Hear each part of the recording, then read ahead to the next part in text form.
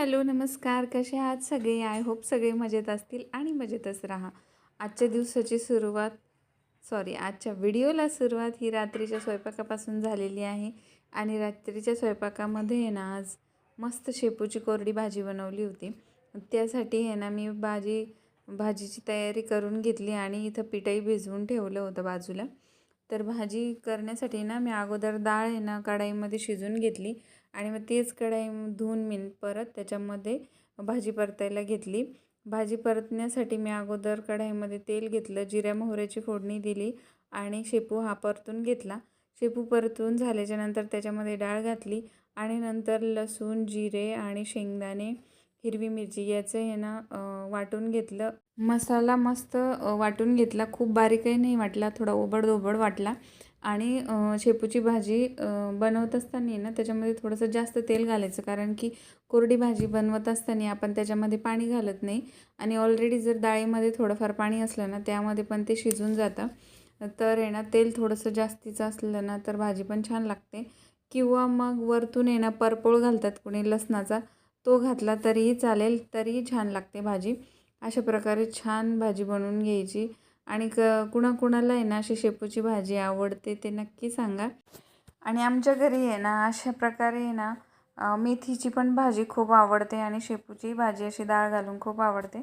त्यामुळं आहे ना मी ज्या ज्या वेळेस शेपू आणेल ना तर त्याची अशी कोरडीच भाजी बनवते, कारण पातळ भाजी कोणी खात नाही, अशी कोरडी केली तर खातात. त्यामुळं आणि छान पण लागते खायला. अशी मस्त भाजी मी वाफळून घेतली आणि नंतर मग मीठ घातलं त्याच्यामध्ये. भाजी बनवून झाल्यावर आहे ना लगेच मी फटाफट पोळ्या टाकून घेतल्या फटाफट. आणि नाही तर थोडेसे मी उडदाचे पापडही थोडेसे तळून घेतले होते आणि त्याच्यासोबत खारोडी म्हणतात त्याला, खारोडी पण तळून घेतली होती. छान सगळ्यांनी मग रात्रीचं जेवण केलं. त्यानंतर डायरेक्ट मी सकाळचा डब्याचं मी काय बनवलं होतं ते तुम्हाला दाखवते. सकाळच्या डब्यामध्ये ना मी पालक पराठे बनवायला घेतले होते. पालक हा स्वच्छ धुवून घेतला. तसं तर पालक पराठे म्हटल्यानंतर कुणालाही आवडत नाही, पण केले ना तर खातात सर्वजण. आणि मेन म्हणजे गरम गरम जर खायला असलं ना तर छान लागतात. आणि थोडं थंड झालं ना, थंड झाल्यावर एवढे छान लागत नाही. आणि डब्यासाठी मी आज आहे ना पालक पराठे बनवले. त्याच्यामध्ये ना मग मी काय केलं, पालक वाफळायला ठेवला आणि इकडे टमाट्याची चटणी बनवायला घेतली. ती टमाटर, कांदा, लसूण आणि अद्रक, हिरवी मिरची असं सगळंच मी कढईमध्ये घालून आहे ना थोडंसं छान शिजवून घेतलं. टमाटे आणि कांदा थोडासा मऊ होईपर्यंत मी शिजवून घेतलं. इकडं जो पालक टाकलेला होता ना शिजवायला तोही शिजला होता. मग पालक मी मिक्सरच्या भांड्यामध्ये काढून घेतला. त्याच्यामध्ये आहे ना मी थोडंसं लसूण आणि हिरवी मिरची घातली आणि मस्त छान असं बारीक करून घेतलं मिक्सरमध्ये. इकडे आहे ना तोपर्यंत आहे ना टमाटर, कांदा हे पण चांगले सॉफ्ट झालं होतं. तर त्याच्यामध्ये थोडीशी कोथिंबीर घालून घेतली नंतर मी, आणि थोडंसं हलवून त्याला आहे ना थंड होऊ दिलं. आणि मग इकडं मिक्सरमध्ये आहे ना मी लगेच पालक अगोदर वाटून घेतला आणि तो पिठामध्ये घातला.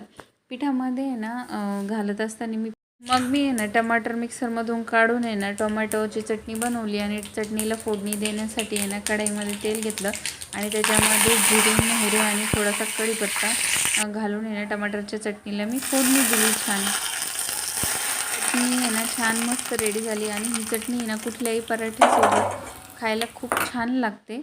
आणि त्यानंतर आहे ना मी फटाफट इथं पीठ भिजवून घेतलं होतं. पीठ भिजवण्यासाठी आहे ना मी पिठामध्ये थोडासा चण्याचा आटा म्हणजे बेसन पीठ घातलं होतं आणि तीळ घातले होते, थोडं लाल तिखट, थोडंसं हळद आणि थोडेसे धने पावडर असं मी थोडं थोडं त्याच्यामध्ये घालून मस्त पीठ भिजवून घेतलं. आणि लाटताना आहे ना मी जसं आपण पोळीला मध्ये तेल घालतो ना तसंच पराठे बनवण्यासाठी पण त्याच्यामध्ये तेल घालायचं, कारण पराठे मऊ राहतात आणि थोडे फुगतातही. आणि हे पराठे कसे आपण आहे ना भाजी छान शिजवून घेतलेली राहते ना त्याच्यामुळे हे अजिबात आहे ना असे फाटत नाही किंवा साईडनी चिरत नाही. एकदम छान आणि मऊ लुसलुशीत सॉफ्ट होतात. त्यामुळे अशाच पद्धतीने पालक पराठा करायचा, खायला पण खूप छान लागते टेस्ट.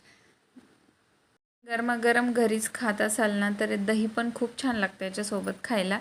किंवा मग आवडत असेल तर चटणीही छान आहे. असं मी आहे ना फटाफट डब्बा बनवून घेतला अगोदर आणि थोडंसं आहे ना चटणी पण थोडी साईडला ठेवली, थोडीशी थंडी होईल आणि पराठे थोडेसे साईडला ठेवून दिले थंड होण्यासाठी. आणि एकदम छान आहे बघा, किती सुंदर दिसतोय तो पराठा ना, खायला पण तेवढाच भारी झाले होते. आणि त्यांनी डब्यामध्ये ना नेण्याच्या अगोदर घरी पण टेस्ट करून बघितलं की कसा लागतो म्हणून. तर मग आजच्या व्हिडिओला आपण इथेच संपूया. आजचा व्हिडिओ कसा वाटला हे नक्की सांगा. व्हिडिओ आवडल्यास व्हिडिओला लाईक करा, शेअर करा, सबस्क्राईब करा आणि स्वतःची काळजी घ्या. भेटूया आपण परत अशाच नवीन एका व्हिडिओमध्ये. तोपर्यंत बाय बाय.